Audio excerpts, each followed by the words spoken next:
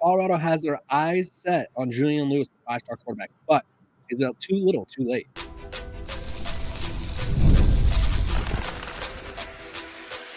You are Locked On Buffs, your daily podcast on the Colorado Buffaloes, part of the Locked On Podcast Network, your team every day.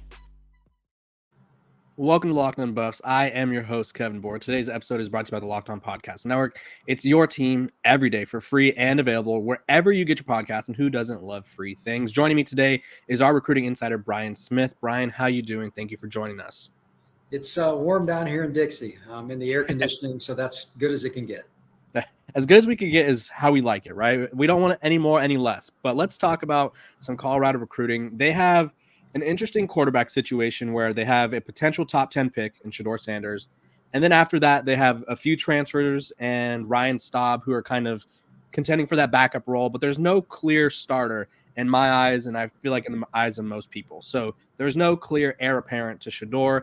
And so they're taking a big swing, and they've made some progress, I think, in pursuing Julian Lewis, the five-star quarterback out of Carlton, Georgia. He's currently a USC commit, but USC's class is currently a little shaky after losing two of their top defensive linemen. So does Julian Lewis stick around, or does he kind of look elsewhere? And Auburn's in the mix, and it seems like Auburn's pushing really hard. So Colorado has him this weekend for an official.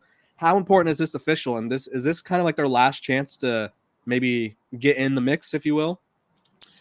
Auburn is trending pretty hard for him. That's my pick on where Julian will end up. So you could look at it as a last-ditch effort. But again, signing day, I think it's the 4th of December.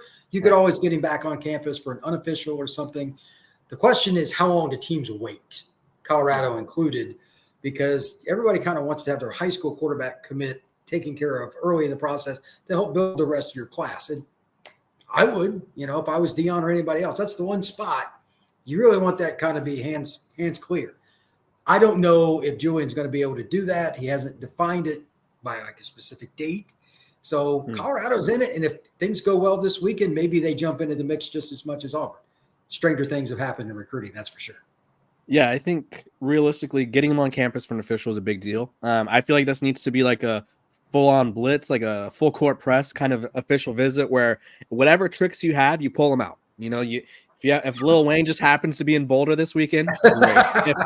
If Michael Irvin's just wandering around Boulder, great. Terrell Owens, he's there too for some reason, great. Like this is the type of weekend where you pull out all the tricks because, like I said, I don't see a clear path after Shedeur Sanders at quarterback. I don't think any of the transfers they brought in scream that's the clear answer right now. Ryan Staub started against Utah and he did just fine.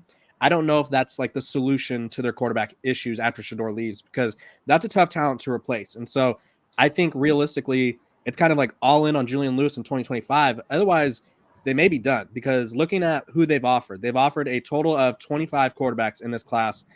The only ones that are uncommitted are Antoine Hill, who was at one point committed to Colorado and then backed off. Malik Washington, who I think is projected to end up at Maryland. And then Jaron Kawa, I don't know how to say his name, but the number one player in the state of Hawaii, the lefty quarterback.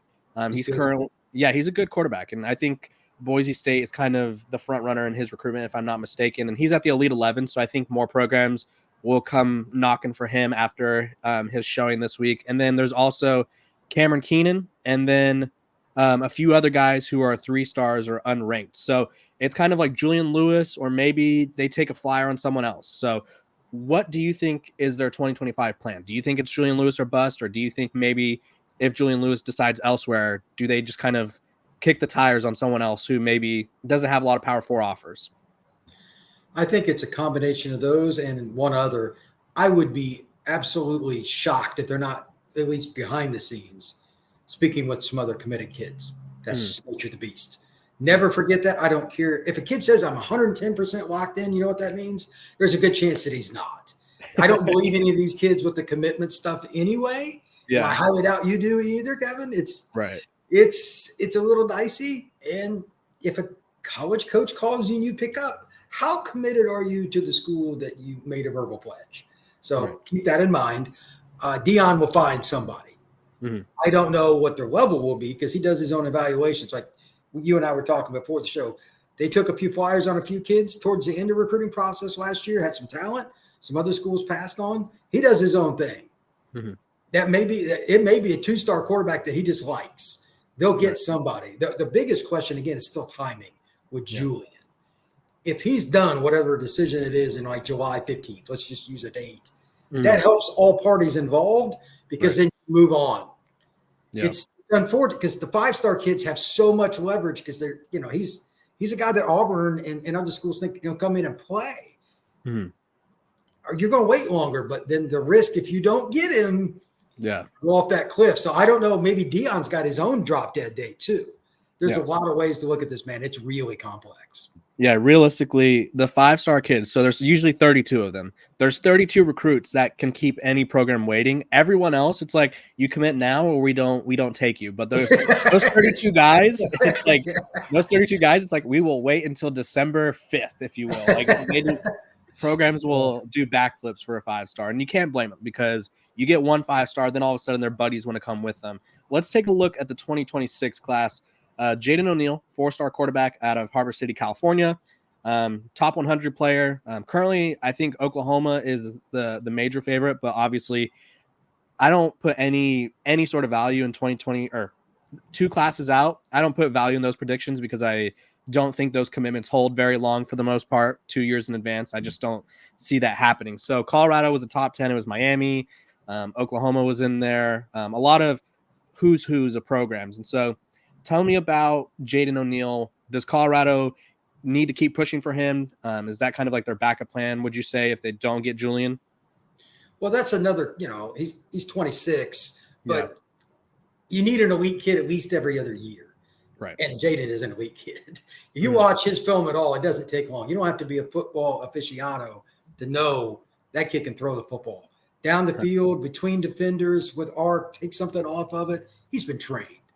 That kid's got an arm too. When he has to throw a bullet, he can absolutely do it. So Colorado or any other program, Southern Cal, Miami, anywhere in between would do well to get him. He's a very good football player. So maybe Colorado has to wait a year to get the guy, but it's still a great football prospect.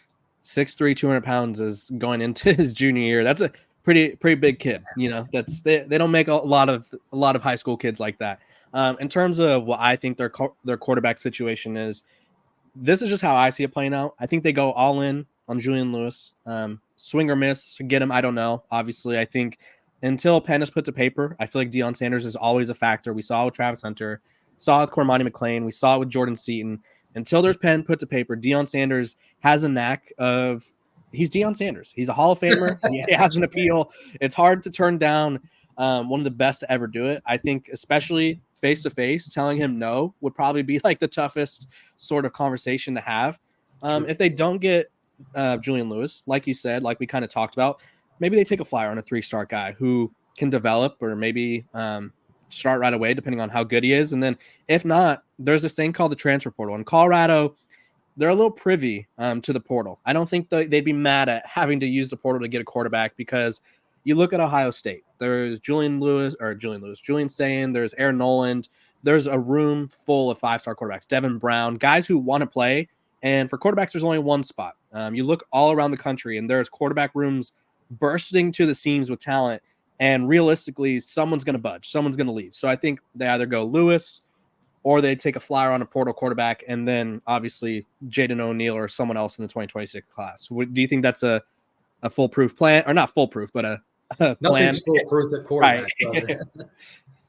I mean, it's option. I even if it was Julian that signed with Colorado, it would benefit him if a transfer came in that at least had some experience.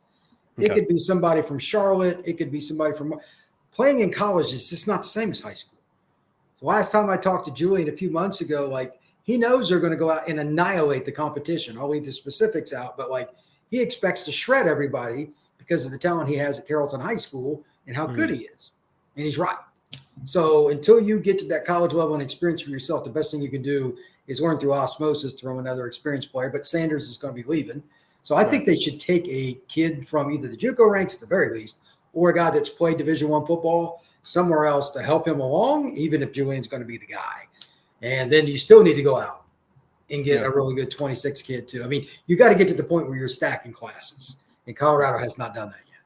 Yeah, and in terms of transfer quarterbacks, there's always going to be a group of 5 guy like UNLV's quarterback this past year. Obviously, he was good big game hunting. UNLV or USC and Georgia were in the mix for him. But there's guys like him, Toledo's DeQuan Finn. There's always going to be those group of 5 guys that are looking to come up to a program and may not end up at the blue bloods, if you will, like the Texases or the Georgias of the world. So obviously Colorado will have a chance somewhere. It's just what their plan is at the moment is unclear. When we come back, we're going to be talking about some of the freshmen that Coach Prime has on the roster right now that could make an impact in 2024. But first, a word from our sponsors over at eBay Motors. Passion, drive, and patience. The formula for winning championships is also what keeps your ride or die alive.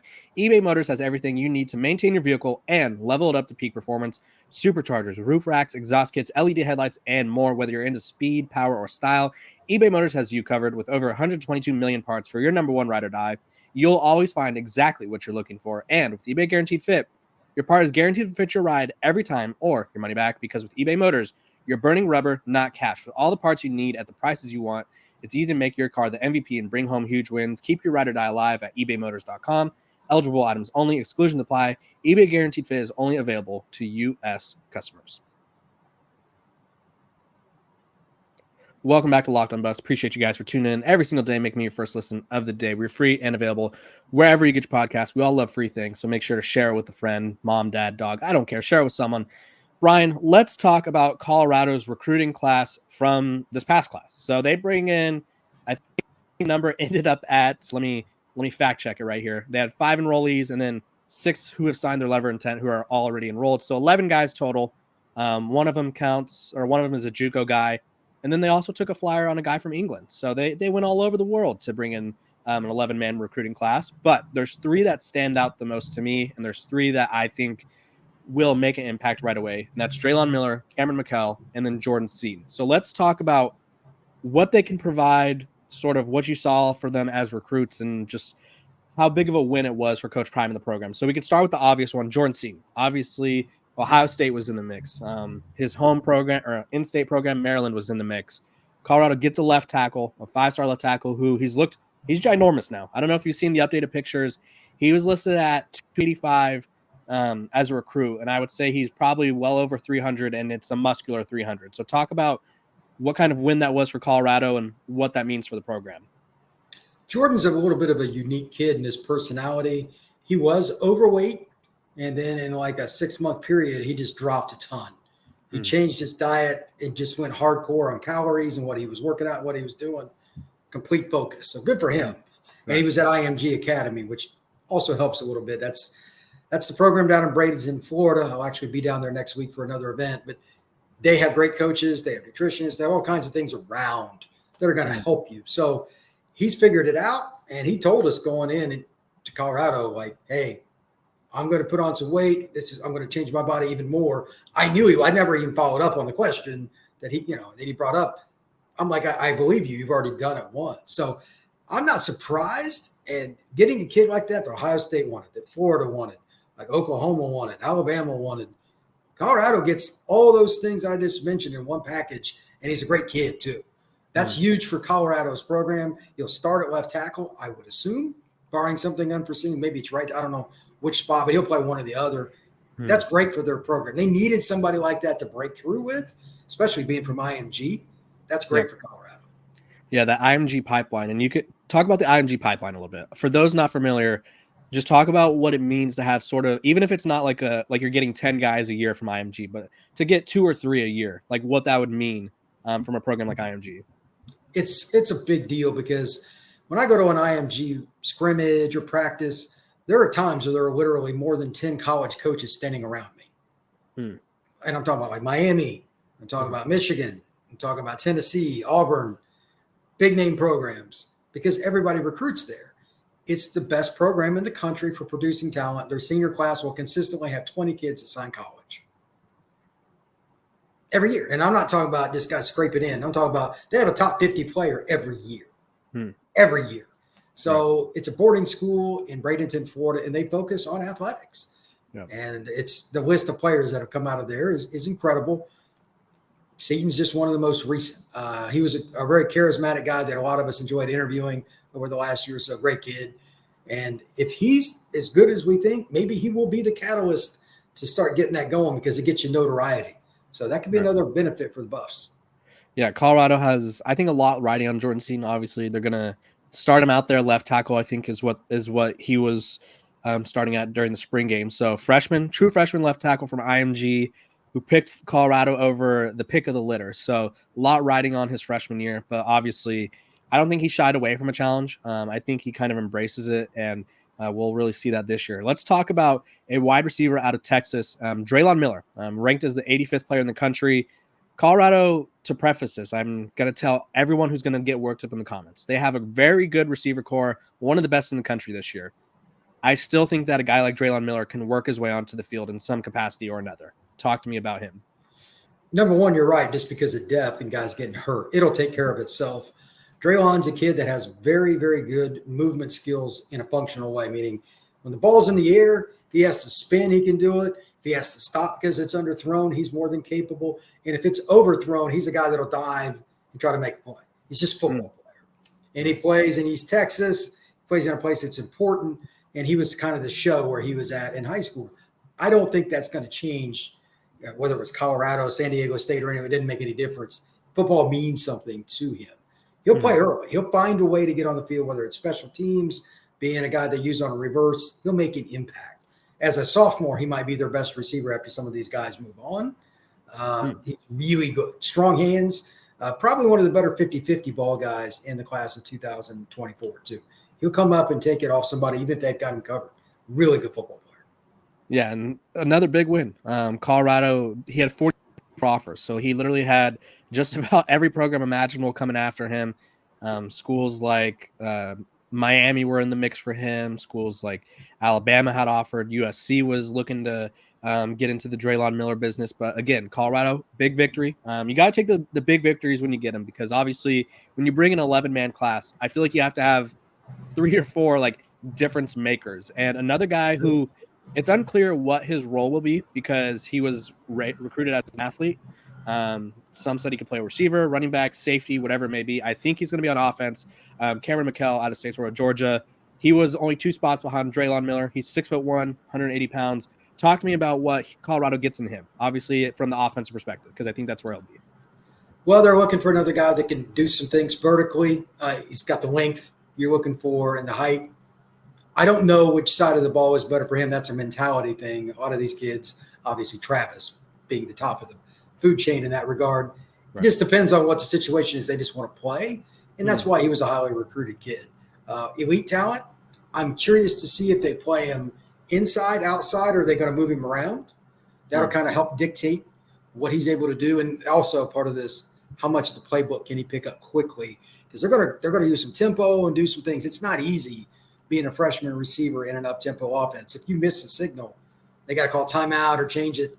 So that's the other thing. I think the back half of this season is more likely for freshman receivers to play. But if nothing else, he's going to be a deep threat, and he's a guy that can make plays after the ball's in his hands. So Deion likes the spread game, and Shedeur certainly knows how to get the ball to playmakers. He'll have a chance in practice. They'll play him if he's capable.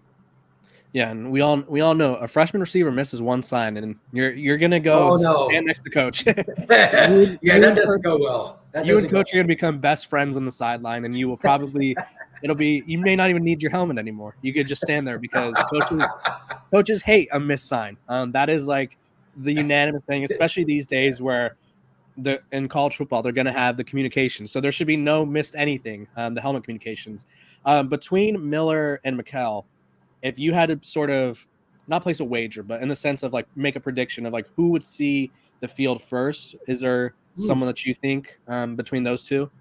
I know I've watched more of Miller, but not necessarily. It's the mental stuff. Physically, I don't think either one's going to struggle.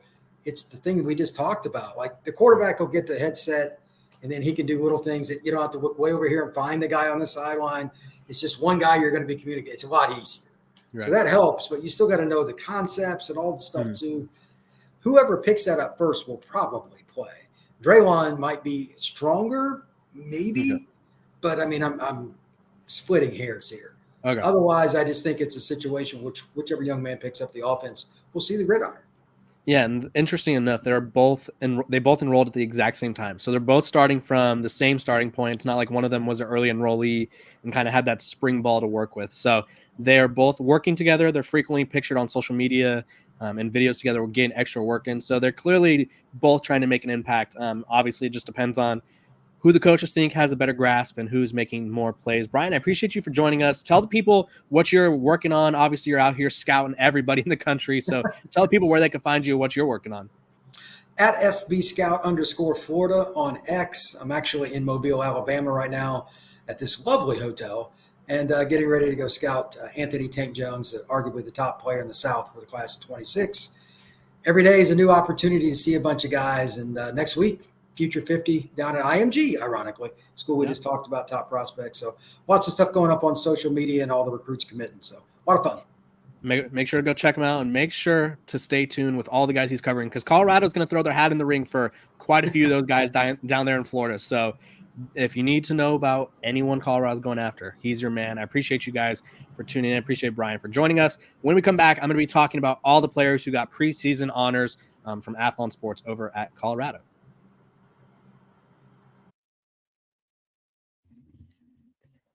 Welcome back to Locked on Buffs. Appreciate you guys for joining us today. Love having Brian on the show. He obviously has a lot of insight, and he's obviously always in the mix for recruiting. So make sure to go check him out, and I'll make sure to have him on more so that way we could always talk more recruiting. Athlon Sports, we released our preseason All-American teams and all Big 12 stuff, and I wanted to talk about the guys that were recognized and sort of what I expect their roles to be this season because obviously Colorado has a lot of new talent. They have a lot of returning talent, and I think everyone should get some shine. Let's start off with Travis Hunter. He was an All-American, or Athlon Sports All-American, All-America team. First team All-Offense in terms of all-purpose player. First team defense at corner. Obviously, we know what Travis Hunter brings to the table. He is a top 5 receiver and top 5 corner, literally as the same person. Usually it's like, oh, that guy's an elite receiver. End of sentence. No, with Travis Hunter, it's that guy's an elite receiver, comma, and he's an elite corner as well. So obviously Colorado has one of the more dynamic players in college football. And I fully expect for Travis to have a bigger year on defense. I think he had really bright moments on defense last year, but I also feel like there was some issues, or not issues, but there was some off games for him. The Stanford one stands up, but obviously he was returning from injury. But Travis Hunter, one of the best players in the country. It is interesting. Deion Sanders did say that Travis will have to pace himself. And so I think there needs to be some sort of pacing. I feel like if Travis sits out an offensive possession or two per game, he will be so much more elite on both sides of the ball because he won't be as tired. I know he's a freak athlete. We see him doing all this military training, and it's like he's the one guy that's not getting tired.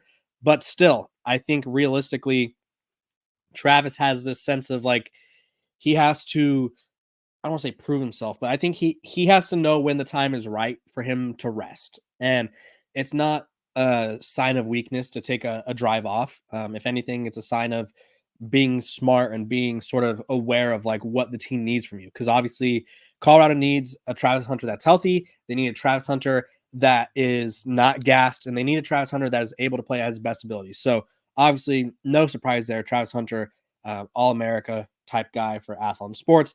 Then you look at who was a first team All Big 12 guy. Travis Hunter again, both offense and defense. LeJounte Wester as a punt returner. So obviously the hype around LeJounte is his receiving skills. He is as fast as they come. He was, I think he leads the country in catches in terms of returning catches from this past year at 108. But he's also a dynamic returner. So this past season as a punt returner at FAU, he had 14 punt returns for 278 yards, a touchdown, a 67-yard return was his longest. He also returned a couple kickoffs. So obviously Colorado has an opportunity to have him with the ball in his hands at all times. He also, LeJounte Wester, was a second-team receiver, so obviously they are like, yeah, this guy's good. This guy's going to hurt some offenses, and that's what Colorado needs. They need as many playmakers as possible because Shedeur Sanders is the best quarterback in the country. He will get the ball to the playmakers, and they need to do just that. Make those plays. Sticking with the second team on the offense, Shedeur Sanders, quarterback. He could have. I think it was really close between him and Noah Fafita for a first team. Obviously, everyone ended up going with Fafita for the first team. Shedeur is a possible first overall pick. We all know what he's capable of doing. He's got a cannon of an arm. He's accurate. Doesn't make mistakes very often. Need I say more? I had the hiccups right now. Excuse me. I need someone to scare me. Show me the first team quarterback. Maybe that'll scare me because I feel like Shedeur Sanders could have gotten it first team. I know I voted for the first team, but obviously one vote doesn't swing everything. Staying with the second team, but moving over to defense because Colorado has they have two defensive guys on the second team. BJ Green, the second. Woof. He was an elite pass rusher last year for Arizona State, and Colorado needs that from him again. I think if he's able to match what he did at Arizona State or even build off of that, this Colorado defense could end up being one of the better ones in the Big 12 because having an elite pass rusher is a big, big game changer for a program like Colorado who hasn't really had a lot of success getting to the quarterback. Shedeur Sanders, second team safety. He's a hard hitter. Obviously, I think his coverage is something that a lot of people don't really give him enough credit for. I feel like he's kind of an underrated player in coverage. I think just because people view him as a headhunter where he's just going in to lay some wood or lay the boom, and people just don't realize that he's a lot better at the position than people realize. Deion Hayes, the Pitt transfer, he was a guy that Pitt was really hoping would stick around and be like the centerpiece of their defense, and now he's at Colorado. He's a third team guy.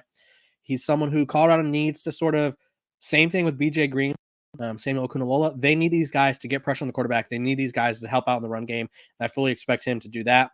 Third team specialist, Mark Vassett, the punter.